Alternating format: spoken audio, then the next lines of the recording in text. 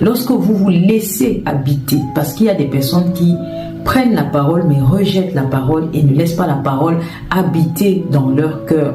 Pourquoi? Parce que envahis par les soucis de la vie, ils ont laissé Satan mener la danse dans leur vie.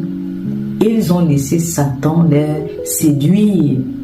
Et ils ne sont plus à même de recevoir cette parole. Pourquoi? Parce qu'ils ont endurci leur cœur.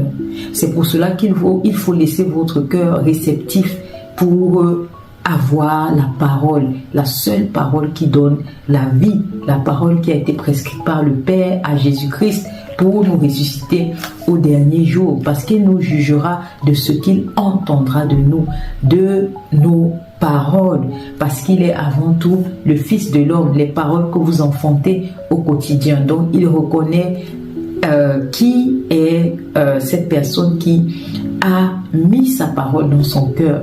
Pourquoi? Parce que vous l'enfantez chaque jour et vous créez les œuvres de son Père au travers de cette parole. Oui, la parole vient et vous transforme. Elle est source de vie parce qu'elle vous apporte le Saint-Esprit.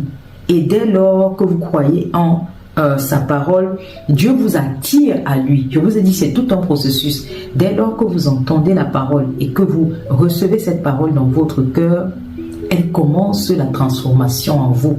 Dieu vous attire parce qu'il commence à prendre de la place en vous. Rappelez-vous, la parole qui est dans votre cœur est source de vos pensées.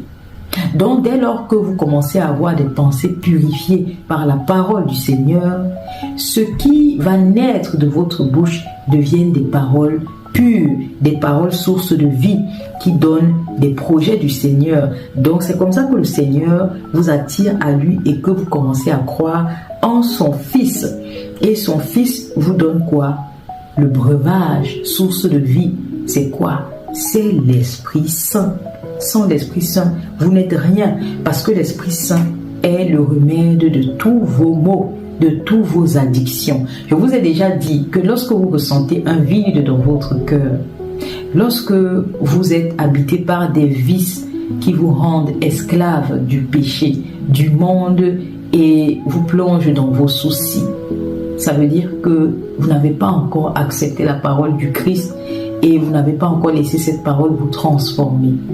Si vous souffrez d'une addiction due à l'alcool, parce que vous vous êtes laissé plonger par des soucis de la vie, si vous souffrez de cette addiction due à des drogues, parce que vous êtes dans un monde qui vous noie dans de multiples problèmes,